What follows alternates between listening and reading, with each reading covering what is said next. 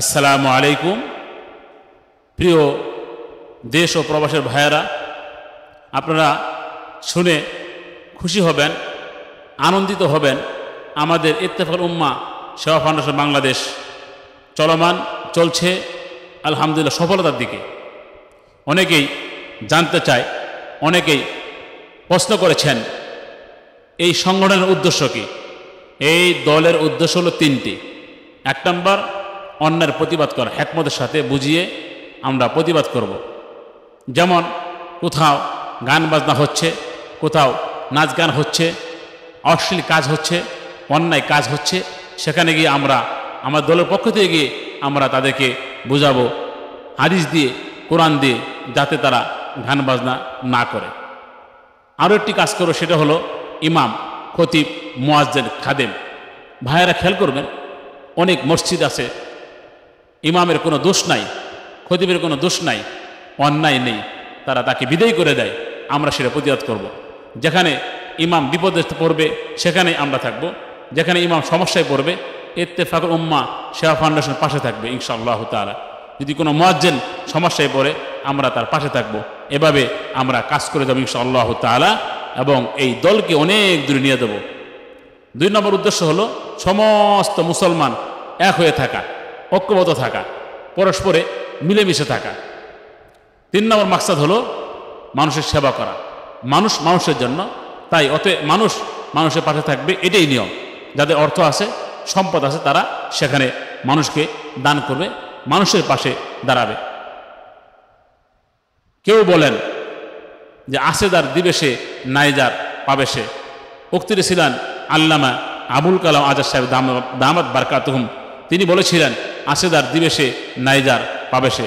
তাই আসুন এই স্লোগানের আঙ্গিকে আমরা যারা বিত্তমান, টাকাওয়ালা, আসুন আমরা গরিবদের পাশে দাঁড়াই এবং অসহায়দের পাশে দাঁড়াই এবং তাদের জন্য আমরা সাহায্যের হাত বাড়িয়ে দিই। এটাই করবে ইত্তেফাকুল উম্মাহ সেবা ফাউন্ডেশন বাংলাদেশ। অতএব সবার কাছে দোয়া চাই, আল্লাহ তাআলা যেন আমাদের সংগঠনকে কবুল করে অনেক দূরে নিয়ে যাওয়ার তৌফিক দান করেন।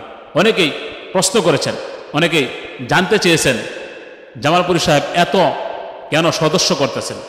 অনেকে বলেছেন এত সদস্য দিয়ে কী হবে। আমার উদ্দেশ্য আছে, আমার মাকসাদ আছে, আমার আশা আছে। কেন করেছি আমি সংগঠন করতে গিয়ে সদস্য কেন বেশি করলাম, উদ্দেশ্য হলো কয়েকটি। এর মধ্যে একটা হলো ব্যক্তি পরিচয়। যদি ব্যক্তি পরিচয় হয় তাহলে এই দলের কাজ করতে সহজ হবে। ব্যক্তির পরিচয় লাভ করলে ইত্তেফাকুল উম্মাহ সেবা ফাউন্ডেশন কাজ করতে সহজ হবে। মানুষ চিনবে, জানবে। যখন আমাকে চিনবে, জানবে, আমরা যখন বলবো কারো কাছে যে আমাদের একটা সংগঠন আছে, সবাই দান করেন, আমরা গরিবকে দিব, তখন আমাদের পরিচিতি দেখে, নামের পরিচিতি দেখে, ব্যক্তির পরিচয় দেখে মানুষ সাহায্যের হাত বাড়িয়ে দিবে। আরও অনেক অনেক কথা এখানে আছে।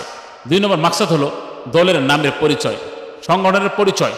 যদি এই ইত্তেফাকুল উম্মাহ সেবা ফাউন্ডেশন পরিচয় লাভ করে, মানুষ জানে, সবাই চিনে এবং চলমান কাজ করতেছে, তাহলে সবাই এই দলের দিকে তাকিয়ে বলবে না আমরা এখানে কিছু টাকা দিই, তারা গরিবকে দিই।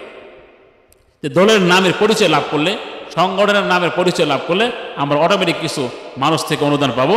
সেই অনুদানটাকে আমরা ফান্ড বানিয়ে রেখে দিয়ে সেখান থেকে আমরা গরিবদের মাঝে বিলিয়ে দেব।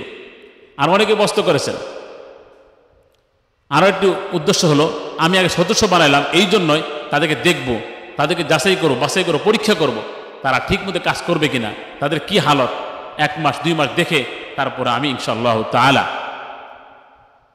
কমিটি গঠন করব।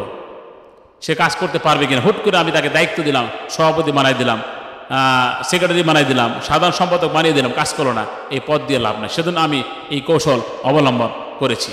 আরও একটি কারণ ছিল, সেটা হলো আমরা ওখানে বলেছি ঐক্যবদ্ধ হওয়া। যদি আমি সমস্ত লোককে আগে সদস্য বানাই তাহলে ওই যে 2 নম্বর যে উদ্দেশ্য ঐক্যবদ্ধ হওয়া, সেটা হাসিল হয়ে যাবে।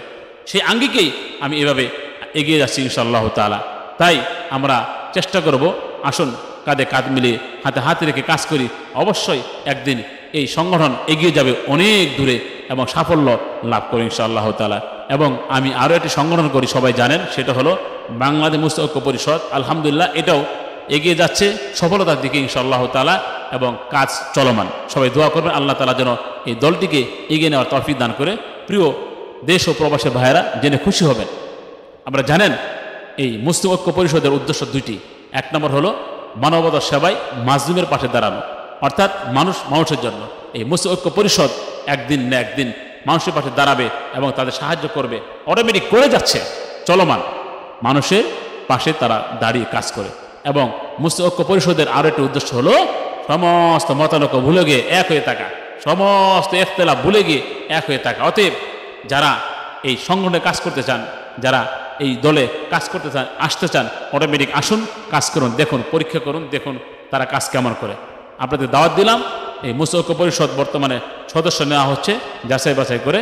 যারা এই মুসলিম ঐক্য পরিষদে কাজ করতে চান চলে আসুন, আপনাদের জন্য দরজা খোলা আছে, উন্মুক্ত খোলা আছে। এই দলের চেয়ারম্যান হলেন মুফতি আব্দুর রহিম বিপ্লবী দামাত বারকাতুহুম। সবাই ওনার সাথে কথা বলুন, কথা বলে সদস্য ফরম পুরা করে এই সংগঠনে যোগদান করুন। আশা করি এই দল অচিরেই এগিয়ে যাবে, সামনের দিকে যাবে, ইনশাআল্লাহ তাআলা সাফল্য লাভ করবে।